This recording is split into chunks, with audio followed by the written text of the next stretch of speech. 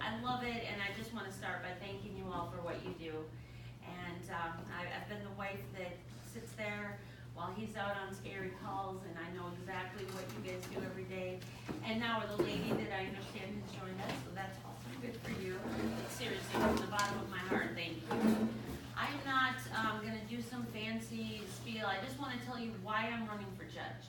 I grew up in Battle Creek and graduated from Harbor Creek High School, so I am from this community. I am one of us, and I am the type of judge that I want to be in front of. I've been a lawyer for 11 years, and it was a second career for me after I survived tonsil cancer. So I've had some big hurdles in my life, and every time I have one, I try to do something better with myself. I went to law school so that I could spend the rest of my time helping people. I'm a defense attorney right now, criminal defense, and family law attorney. Ironically, I am very pro-law enforcement. I am very pro punishment. I want to see people punished when they commit crimes or break the law, but most of all, I believe in our system.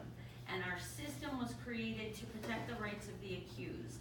And that is something that we've got to remember. I have represented law enforcement members of fire departments and paramedic units that have messed up and committed crimes. I've represented family members of really good people. Not everybody is lost because they make a bad decision. What I want to see happen in enforcing our laws and supporting law enforcement, we have got to do better at finding creative solutions for the people that messed up and can be put back on a right path. We are not doing a good enough job with that. One of the first things I would like to implement in the district court is a misdemeanor drug court.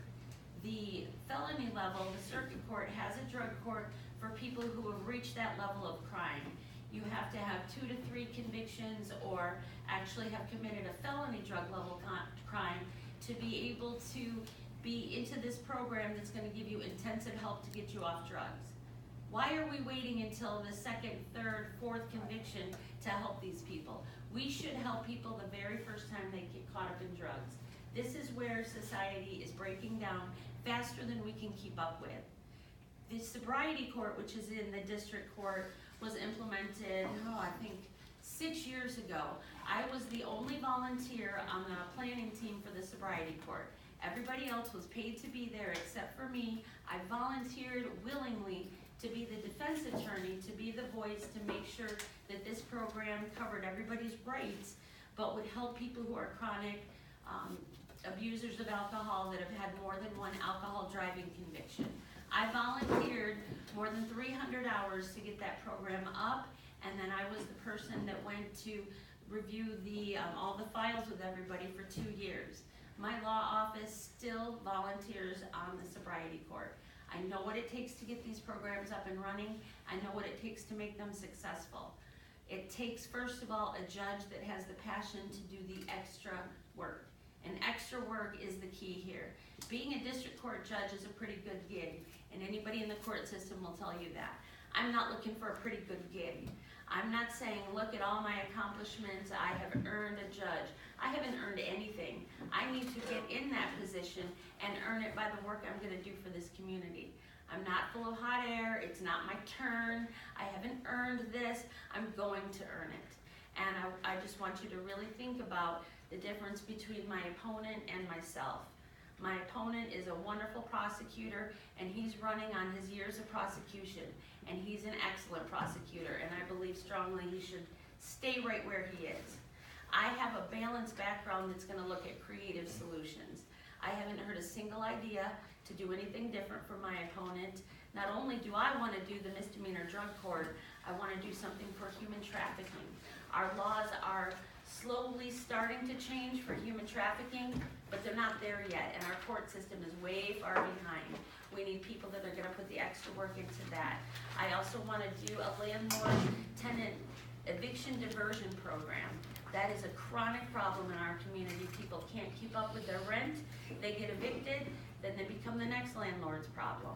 Other communities have implemented a program that is supported by DHHS. We haven't even looked into that yet. Why haven't we looked into that?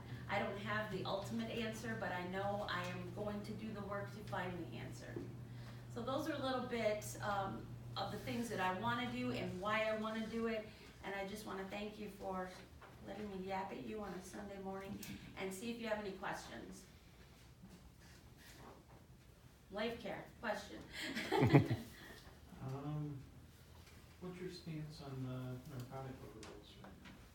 You know, Larry and I were just talking about the Narcan that's administered. I have a hard time with that, I do, because I've heard the stories from my husband right from the road. This is the 4th time we've administered Narcan on this person.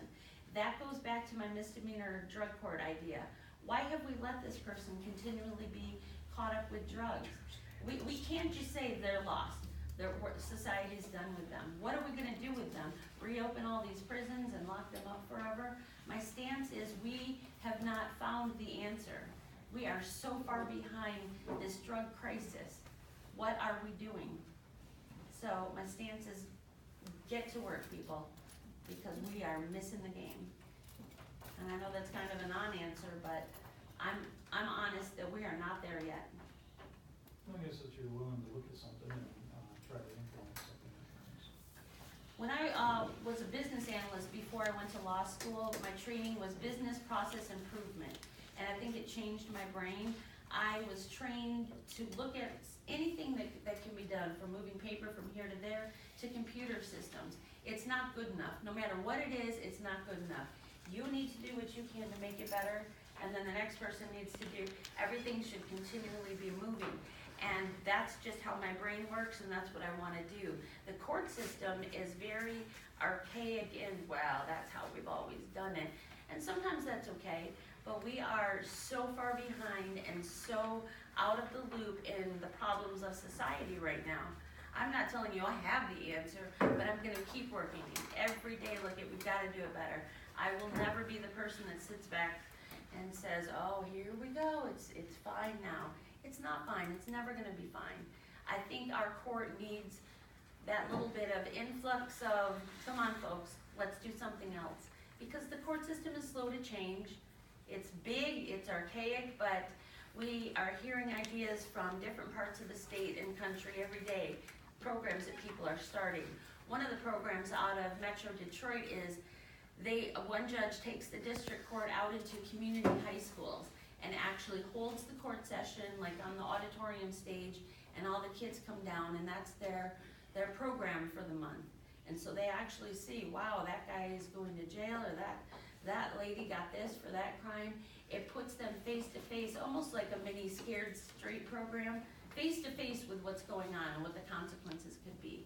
There's no reason we can't do that. When I mention it to people in the court system, every first reaction is, wow, that'd be a lot of work, and we'd have to do this. And, yep, it would be a lot of work, and we would have to do this and this and this. So let's do it. Let's figure out how to make it happen. And that's the kind of person that I am. Well, they do that. Pardon me? They do that drunk driving thing every year for every school. They do. Is that often enough? I don't know. Yeah, we need to do better. That's a great program. My thinking is just great. What can we do better? Does it need to be twice a year? Do the kids need to actually see virtual or actual scenes of accidents? Do they need to practice with the breathalyzer? We get training as attorneys, go sit, we'll have a little drinking party. All right, now everybody's gonna use the PBT. What? I'm at 2, 3? Yeah, it's shocking how distant the average person is from what the law really is. For example, did you know if you get pulled over and are asked to blow into a PBT, whether you're stone sober or not, if you say, no, I'm not gonna do that, you lose your license for a whole year, just for saying no. People don't understand that. Well, I know my rights, I don't have to do this. Dang, I'm sober, I didn't drink. People don't understand. We have to train people and educate them on what the law is and why it is what it is. The first thing I learned in law school is ignorance of the law is not a defense.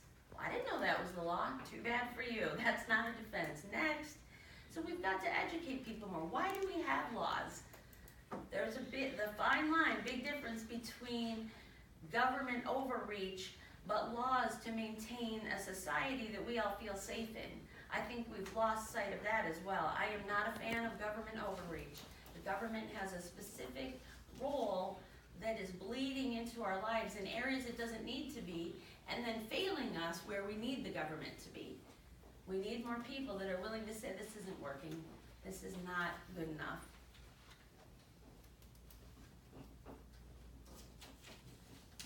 Anybody else have a question? I'll answer any questions.